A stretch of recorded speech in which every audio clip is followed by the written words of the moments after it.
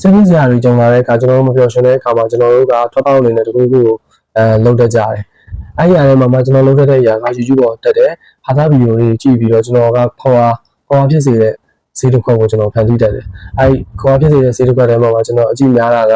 မင်းသားကြီးဂျက်ကီချန်ရဲ့ရိုက်ကွင်းအလဲတွေကိုကျွန်တော်ကြည့်တာများတယ်ဘလူးပါလို့ခေါ်တဲ့ရိုက်ကွင်းအလဲကကျွန်တော်ကိုပြန်ပြီးတော့အပြုံးတွေမွေးဖွားစေပါတယ်အခုဒီနေ့ကျွန်တော်ပြပြချင်တာကတော့ဂျက်ကီချန်ရဲ့ biography စာအုပ်လေးကြောင်းကိုပြပြချင်တယ်ဂျက်ကီချန်ရဲ့ biography လို့ပြောလိုက်တာနဲ့ကျွန်တော်တို့စာအုပ်နှစ်အုပ်ကိုအဓိကပြောရမှာဖြစ်တယ်ဘာစာအုပ်တွေလဲဆိုတော့2015မှာထွက်ခဲ့တဲ့ Never Grow လို့ခေါ်တဲ့အင်္ဂလိပ် version စာအုပ်တုံးနဲ့နောက်တုံးကကြတော့2022မှာဂျက်ကီချန်ရဲ့အနည်းငယ်တက်တန်း260ပြည့်မှာထွက်ခဲ့တဲ့ I am Jackie Chan ဆိုတဲ့ Chinese version နဲ့ထွက်ခဲ့တဲ့စာအုပ်တွေရှိပါတယ်ထူးခြားတာကအဲ့စာအုပ်နှစ်အုပ်လုံးကချူးမော်လို့ခေါ်တဲ့တရုတ်အမျိုးသမီးတစ်ဦးရဲ့ကနေပြီးတော့ပဲရေးထားတာကိုတွေ့ရတယ်အားလုံးမင်္ဂလာပါ Review by Benny Wallace ကနေပြန်လည်ကြိုဆိုလိုက်ပါတယ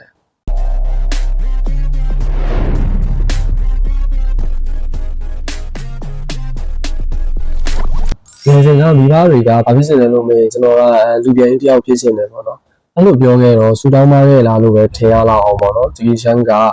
လူပညာလုပ်တဲ့အခါမှာလည်းအမြင့်တွေပေါ်ကိုခုံတက်ရတယ်ခုံဆင်းရတယ်တနေ့အမြင့်အနေဖြစ်တဲ့တနေရာနဲ့တနေရာကိုလည်းခုံကူးပြီးတော့ပြေးလွှားပြီးသွားရတယ်ပေါ့နော်သူ့မှာ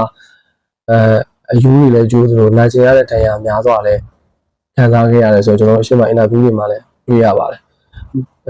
တစ်ချက်ကဂျက်ကီရှန်ကငယ်စဉ်ကအရန်ဆိုးတဲ့အတွက်မိဘတွေကသူ့ကိုမူလာတန်းနဲ့အကြောင်းထွက်ပြီးတော့ CA လို့ခေါ်တဲ့ opera ကျောင်းတစ်ခုကိုပို့ခဲ့တယ်ပေါ့နော်အဲ့ opera ကျောင်းမှာသူက10နှစ်ကျောင်းသားဖြစ်နေခဲ့ရတယ်ပေါ့နော်အဲ့ကျောင်းကတာမန်ကျောင်းမဟုတ်ဘဲနဲ့ဟိုစီကံအရင်ကြီးတယ်ပေါ့နော်ကျွန်တော်တို့နေကြကားတွေကပုံစံမျိုးပဲပေါ့နော်အပြစ်ပေးဒဏ်ပေးစနစ်ကအရန်ဟိုဆူဆူဝါဝါပေါ့နော်ဥပမာဟိုမလုံးချင်လို့ညီးငွေမယ်ဆိုရင်မလေးကြည့်ချင်လို့ဟိုညီးငွေမယ်ဆိုရင်ညီးရင်အောင်မှာပေါ့နော်လက်စားလုပ်ရတယ်ပို့ပြီးတော့ကြီးမားတဲ့ပြစ်ဒဏ်တွေကိုပေးတယ်ပေါ့နော်ဆူဆူဝါဝါပေးတဲ့ပြစ်ဒဏ်တွေကိုခံစားရတယ်ပေါ့နော်အဲဒီအကြောင်းတွေကိုရေးထားတဲ့စာအုပ်တုံးပေါ့နော်အဲစာအုပ်ကတော့2015ခုနှစ်မှာထွက်ခဲ့တဲ့ Never Grow လို့ခေါ်တဲ့အင်္ဂလိပ် version ကိုမြန်မာဘာသာပြန်ထားတဲ့စာအုပ်တုံးပေါ့နော်အဲဒါကိုဘယ်လိုဘာသာပြန်ထားလဲဆိုတော့ဆရာ Evis ကကြည်ကြည်လေးလေးနဲ့ဘာသာပြန်ထားပါတယ်ပေါ့နော်စာအုပ်ကနာမည်လေးကတော့အမြောက်ဆန်ရဲ့ဘဝခီးပေါ့နော်အမြောက်ဆန်ရဲ့ဘဝခီးလို့ဘာသာပြန်ထားပါတယ်ပေါ့နော်လူရင်းကောင်းတယ်လို့ဘာသာပြန်ထားတဲ့ဆရာ Evis ရဲ့အစွမ်းကလည်းထပ်တယ်ပြောရမယ်ပေါ့နော်ဂျီကီရှန်ကိုကျွန်တော်တို့နီနီကက်ကဖီနာမှာထိုင်ပြီးတော့တွေ့ရတယ်လို့ပဲပေါ့နော်ဘာလို့လဲဆိုတော့တက်ရှိရုပ်ဝတ္ထုတစ်ခုဖြစ်တဲ့ဂျက်ကီရှန်ရဲ့အမားပတ်ချမ်းရောအမှန်ပတ်ချမ်းကိုပဲကျွန်တော်တို့ကုန်းကဒီစာအုပ်ထဲမှာတွေ့ရနိုင်တယ်ပေါ့နော်အများနဲ့ညနာမှာအပြုံးတွေပိုင်ဆိုင်ထားတဲ့လူသားတစ်ယောက်ပေါ့နော်ဒီတစ်ပုတ်နေရာတိုင်းအများနဲ့အပြုံးတွေပိုင်ဆိုင်ထားတဲ့လူသားတစ်ယောက်ကသူ့ရဲ့နောက်ွယ်မှာပြီးဆိုင်မှုတွေအားနည်းချက်အမှားတွေအများကြီးရှိကြောင်းကိုဒီစာအုပ်ထဲမှာခင်းသိတွင်ကြကျွန်တော်တို့ခံစားရမယ်ပေါ့နော်ဂျီကီရှန်ကသူကစတန်သမားဘဝအော်ပရာသမားဘဝဆောက်လုပ်ရေးသမားဘဝတွေနဲ့သူကကျင်လည်ခဲ့ရပေမဲ့လည်းသူ့ရဲ့ဘဝကနှိမ့်ကြည့်မြင့်ကြည့်ပေါ့နော်ကောင်းတာတွေရောဆိုးတာတွေရောလူသားပိသားစွာနဲ့ပဲသူကရွှေ့ရှက်ထားတယ်ပေါ့ဒီ2015မှာထွက်ခဲ့တဲ့ဒီစာအုပ်မှာကျတော့ဂျီကီရှန်ရဲ့အကောင်းနေတာမကပဲတော့ပေါ့နော်အဆိုးတွေကိုလည်းများစွာပေါ်ထုတ်ထားတဲ့စာအုပ်တုံးလို့ပြောလို့ရတယ်ဂျီကီရှန်လို့ပြောလိုက်ပြီဆိုရင်ကျွန်တော်တို့ကဟိုလူကောင်းတစ်ယောက်သူ့မှာဖိတာတွေမရှိဘူးလူတိုင်းကချစ်ခင်ကြတယ်လို့ကျွန်တော်တို့ကသိထားကြတယ်ဒါပေမဲ့ကျွန်တော်တို့ဒီစာအုပ်ကိုပတ်ကြည့်မယ်ဆိုရင်ဂျီကီရှန်ကိုမုန်းတဲ့လူတွေလည်းရှိတယ်အဲမုန်းတဲ့လူတွေကြောင့်ပဲဂျီကီရှန်ကပြောင်းလဲသွားတာရှိလို့ပို့ပြီးတော့ဆိုးသွားတာတွေလည်းကျွန်တော်တွေ့ရမှာပေါ့နော်နောက်တစ်ခုကဂျီကီရှန်ကဘာဖြစ်လဲဆိုတော့ဒီထဲမှာသူက CDA လို့ခေါ်တဲ့ opera အကြောင်းမှာ10နှစ်ပေါ့နော်ဒီအကြောင်းဒီ opera တင်တဲ့အကြောင်းမှာကျောင်းသားဖြစ်နေခဲ့စဉ်အတွင်းမှာသူကပုံမှန်နဲ့ဒီတန်းစီပြီးတော့ပေါ့နော်သူက opera အမားတယောက်ဖြစ်လာဖို့အတွက်သူကကြိုးစားခဲ့တယ်အမြဲတမ်းဟိုအကလဦးကြီးတို့ပဲမျောပြီးတော့သူပဲခမ်းမှာများပါရမယ်ဆိုတော့ကျူးကျူးသားနဲ့ပေါ့နော်ဟိုသွေးတော်နဲ့ရဲထွက်သည့်တိုင်အောင်သူကလေ့ကျင့်ခဲ့တယ်ပေါ့နော်ဒါသည့်တိုင်အောင်သူကအဲ opera အလုံးအမားလည်းသူဒီမအောင်မြင်ခဲ့ဘူးလို့ပဲပြောရမယ်။ပေါင်းများစွာရှုံးမဘွားနဲ့ကျင်လည်ပြီးတဲ့နောက်မှာတော့Snakes in the Eagle Share ကိုရုပ်ရှင်နဲ့ Dragon Master ပေါ့နော်ကျွန်တော်တို့ငယ်တော့ပြီးတဲ့ Kung Fu ပေါ့အယမှုတိုင်းနေပေါ့နော်အဲ့ဒါနဲ့သူကဂျီကီရှန်ကအောင်မြင်လာခဲ့တယ်သူ့ကိုလက်မှတ်တောင်းတဲ့လူတွေတပ်ပုံတွဲရချင်တဲ့လူတွေများပြားလာလို့သတင်းမဂ္ဂဇင်းတွေမှာလည်း အထင်ရှားတဲ့သူဂျူလီရှန်ကိုဖော်ပြခြင်းခံရတယ်ပေါ့နော်ရိုစကီနောက်ပိုင်းမှာတရုတ်ပြည်ရဲ့အထင်ရှားဆုံးပုံရိပ်နိုင်ငံတကာအထိအောင်မြင်တဲ့ကျေပွင့်တစ်ပွင့်ဖြစ်လာခဲ့တယ်ပေါ့နော်အရင်တော့ကပင်နီဆူလာလို့ခေါ်တဲ့ဟိုတယ်နားမှာဖျက်လျှောက်သွားရဆိုရင်တိမ်နေတဲ့စိတ်နဲ့မြည်ကြည့်ခဲ့ရတဲ့လူတစ်ယောက်ကအောင်မြင်လာတဲ့အချိန်ပတ်စံတွေများစွာရလာတဲ့အချိန်မှာသူကပင်မင်းမနဲ့အသက်15နှစ်မှာအသက်နဲ့ရင်းပြီးတော့လုပ်ခဲ့ရတဲ့စတန်သမားဘဝရဲ့အခက်အခဲတွေကိုမေ့ပြီးတော့သူကမာနတွေထောင်သွားလာတယ်အရင်တော့ကသူမကြိုက်တဲ့လူတွေကုန်စံမျိုးဖြစ်လာပြီးတော့အဲ့လူတွေကိုပြန်ပြီးလက်စားချေခြင်းနဲ့စိတ်ကြီးပေါ့နော်ဖြစ်လာခဲ့တယ်နောက်တစ်ခုကဘာဖြစ်လာလဲဆိုတော့လူရဲ့သဘောအရအပျော်ပါးတွေမှတ်လာတယ်အပန်းဖြေခြင်းတဲ့စိတ်တွေဖြစ်လာတယ်ပြည်တစားအင်္ဂါဂျီရှန်အတွက်အိမ်ဖြစ်ခဲ့တယ်ပြီးတော့တငယ်ချင်းတွေနဲ့တောက်စားဦးရကမယ်ဆိုတာသူ့ရဲ့တနေ့တာတစ်ခုဖြစ်လာခဲ့တယ်ပေါ့နော်အဲ့ဒီအရင်ကဂျီရှန်ကချိန်ကြာပြီးတော့ကျင်လည်ခဲ့တယ်ဒါပေမဲ့သူ့ကိုပြောင်းလဲစေခဲ့တဲ့အရာကတစ်ခုရှိတယ်အဲ့ဒါကဘာလဲဆိုတော့သူ့ရဲ့ရှက်စိတ်ပေါ့နော်ကျွန်တော်တို့မြန်မာပြည်မှာနာမည်ကျော်မင်းသားကြီးဦးကျော်ဟင်းကဒရိုက်တာဦးဝင်းဖေရဲ့အကြည့်တွေကိုသူကရှက်စိတ်ဖြစ်စေတယ်ပေါ့နော်အဲ့ရှက်စိတ်ဖြစ်စေတဲ့အတွက်ကြောင့်သူကသူ့ကိုသူပြောင်းလဲခဲ့တယ်ဂျီရှန်ကလည်းထိုနည်းတူစွာပဲလူပုဂ္ဂိုလ်တစ်ယောက်ရဲ့အထင်သေးမှုကိုသူမခံချင်တဲ့အတွက်အဲ့အရာကိုသူပြောင်းလဲခဲ့တယ်ပေါ့နော်ဂျီရှန်အကြောင်းကိုပြောမယ်ဆိုရင်အမားတွေရောကောင်းတာတွေရောအဆိုးတွေရောပေါ့နော်အတူရှင်းထွဲပြီးတော့ကျွန်တော်တို့တွေ့ရတယ်ပေါ့နော်ဂျီရှန်ဘာမှမဟုတ်တဲ့ဘဝမှာဂျီရှန်ကိုအလားနဲ့သမီးလေးတစ်ပါးကကဲတင်ခဲ့တယ်အဲ့လမ်းနဲ့ချမ်းလို့ခေါ်တဲ့ရီစာပေါ့နော်ဂျီရှန်ရီစာကဲတင်ခဲ့တယ်ဒါပေမဲ့သူကအောင်မြင်လာတဲ့အခါမှာဂျီရှန်ကအိုက်ချမ်းကိုသစ္စာဖောက်ခဲ့တယ်ပေါ့နော်နောက်တစ်ခုကတော့ဂျီရှန်ကတက်တန်းတူရဲ့အချစ်ဆိုတဲ့ခေါင်းစဉ်နဲ့ပေါ့နော်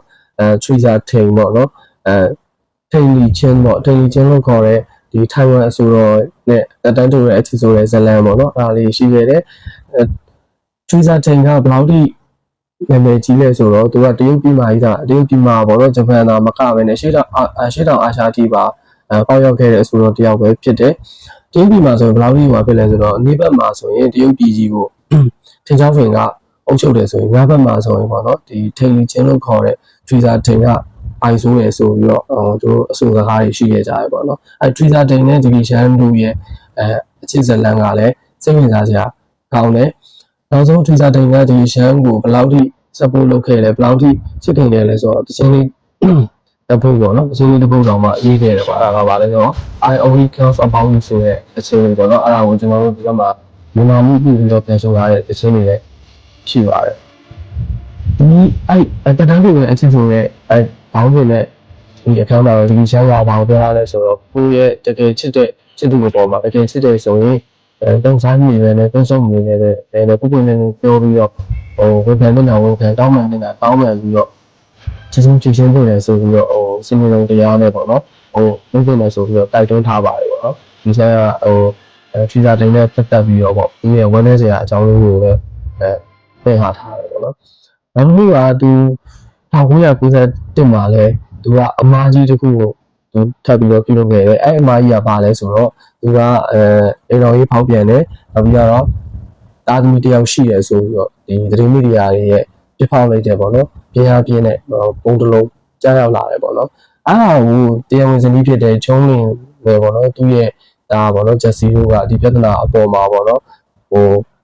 ဖြေရှင်းသွားတဲ့ပုံစံလေးကလည်းတကယ်အတူလေးစားဖို့ကောင်းတယ်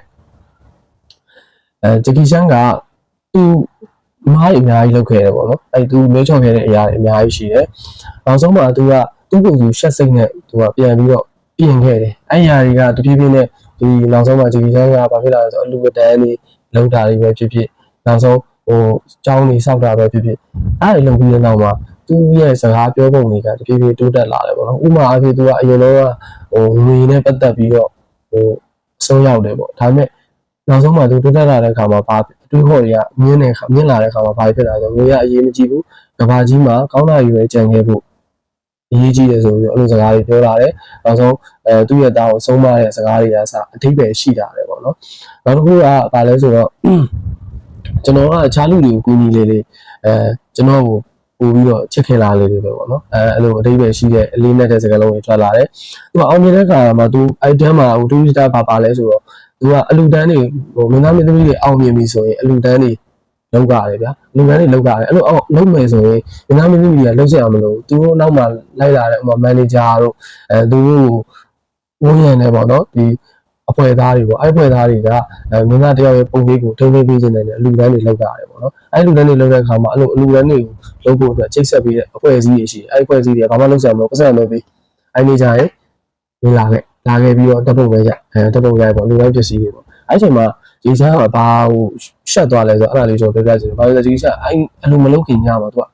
အရက်တွေစွတ်တောက်တယ် ATP မှာပဲထောက်လျှောက်နေရပေါ့နော်ဒီကာအောင်ဒီမှာပဲထောက်လျှောက်နေပြီးတငယ်ချင်းတွေနဲ့ပြပြပနေပြီးတော့နောက်နေ့လဲကြာကြာအဲ့လိုပြောဆိုသွားတဲ့အခါမှာသူ့မျက်လုံးတွေကအေးဖောင်းပြီးတော့ဟိုအရင်ဖောင်းနေတာပေါ့နော်အဲ့ချိန်မှာမျက်မှန်ကြီးကိုတက်ပြီးအဲ့လိုကိုသွားတယ်ပေါ့နော်အဲ့ခလေးပြီးသွားမဲ့ခလေးကြောင့်တခုကိုသူ့မှာနောက်တော့ဟိုလည်းရောက်လဲကြောင့်အော်သူဂျီကီချမ်းလာလို့လဲဆိုပြီးတော့အဲ့ခလေးကြောင့်ဝမ်းသာအားရနေပေါ့နော်လက်ခုပ်ဘောပါတီးပြီးတော့ကျိုးဆိုရတာပေါ့ဂျီကီချမ်းဒါပေမဲ့မျက်မှန်ကြီးဘာလို့မျက်မှန်ကြီးတက်လဲဆိုတော့သူကမျက်လုံးကြီးကလည်းရင်းနေပြီးဒီသားကြီးကဖောင်းနေပေါ့နော်ဟိုအရင်ဖောင်းနေတဲ့ပုံစံမျိုးပေါ့အေးရလည်းမဝအဲ့ချိန်မှာသူ့ဟိုမီးရပေါ့နော်ဘာလူမာလဲပေါ့ဘာညာပေါ့အဲ့လိုမီးကြတဲ့ခါသူမသိဘူးသူလာတော့လူတာပဲအမှန်ပဲဒါပေမဲ့သူဘာလူရောလူတဲဆိုတာကိုသူမသိဘူးဆိုလိုချင်တာအကုန်လုံးကပေါ့နော်မအေးဝင်းစီစဉ်ဒီပုံစံမျိုးပဲပေါ့နော်ဟိုဘယ်လိုလဲရောပေါ့စီစဉ်ထားတဲ့အရာတွေပေါ့နော်ဒါပေမဲ့သူမသိဘူးအဲ့မှာသူကရှက်စိတ်ဖြစ်တာပေါ့နော်ရှက်စိတ်ဖြစ်တဲ့ခါမှာနောက်ကအလူလုံးတဲ့အခါမှာသူကိုယ်တိုင်ကြပါဝင်ပြီးတော့လုပ်တယ်ပေါ့နော်နောက်တစ်ခုကဘာလဲဆိုတော့ဂျီဒီချမ်းကကျွန်တော်စာသမားတွေပုံစံမျိုးပေါ့သူစာအုပ်တွေအများကြီးဝယ်တယ်စာအုပ်တွေအများကြီးဝယ်ပြီးတော့သူကအိမ်မှာအလားစင်တာ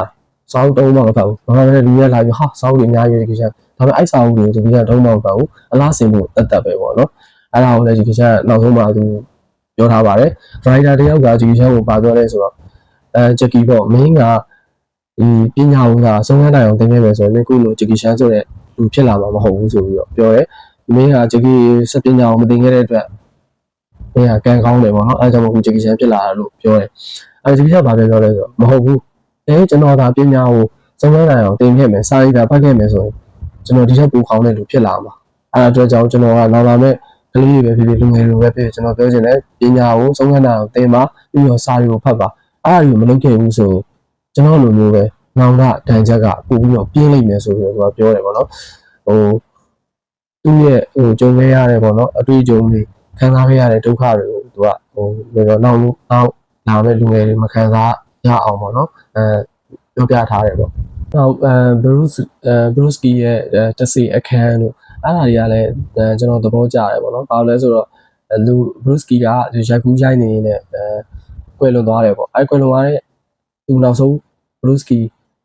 ရိုက်ကူးရေးမှာအသုံးပြုခဲ့တဲ့အခန်းပေါ့အဲ့ဒါကိုဂျက်ကီချမ်းကလွှဲပြောင်းယူရတယ်ပေါ့အဲ့ကမ်းမှာဆိုလူတွေကအာဒီမာဘရုစကီက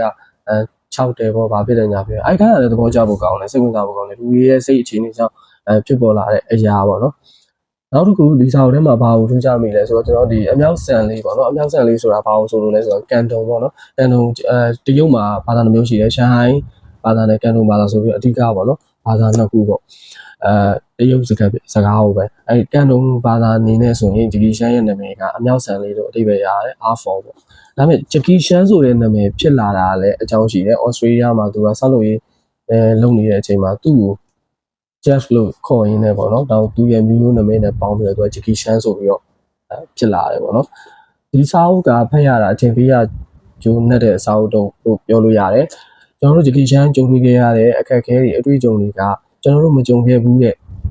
တွေ့အကြုံတွေသင်ခန်းစာတွေအနေနဲ့ယူလို့ရတယ်ကောင်းတဲ့အရာတွေကလည်းကျွန်တော်တို့ဘဝမှာလက်တွေ့ကျင့်ကြံလို့ရတဲ့ဘဝနေနည်းတွေအဖြစ်အသုံးပြုလို့ရတယ်ပေါ့နော်အဲဒါကြောင့်ဒီစာအုပ်ကဖတ်ဖို့ကောင်းတယ်ပေါ့နော်ဖတ်ဖို့ကောင်းတယ်ဖတ်ကြတာလည်းချောချောမွေ့မွေ့ရှိပြီးတော့ဂျီကီချမ်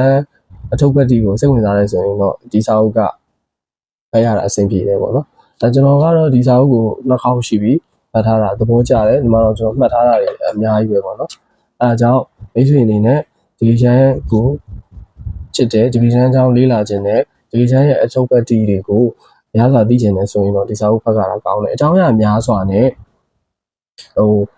မကောင်းတဲ့အမောင်ဘက်ချမ်းကနေပြီးတော့ပေါ့နော်တဖြည်းဖြည်းနဲ့တိုးတက်လာတဲ့အရာတွေများစွာပါတဲ့စာအုပ်တုံးလိုပဲပြောလို့ရတယ်စကားလုံးတွေကတဖြည်းဖြည်းနဲ့လေးနက်လာတယ်တဖြည်းဖြည်းနဲ့ဘဝနဲ့ပို့ပြီးတော့နှီးစပ်လာတဲ့စာအုပ်တုံးပါဒီချမ်းကိုစ စိတ်ဝင်စားပြီးတော့ဒီဗီဇန်တော့ပတိဖတ်ချင်တဲ့ဆိုတော့ဒီစာအုပ်ကိုဖတ်ကြည့်ဖို့ကျွန်တော်တိုက်တွန်းပါရစေအဆုံးထိကြည့်ပြီးတဲ့အတွက်ဒုတိယအောင်ချင်းစီကိုကျေးဇူးတင်ပါတယ်စာဖတ်ခြင်းကိုအချိန်ပေးပြီးတော့ပြောင်းမိနိုင်ကြပါစေ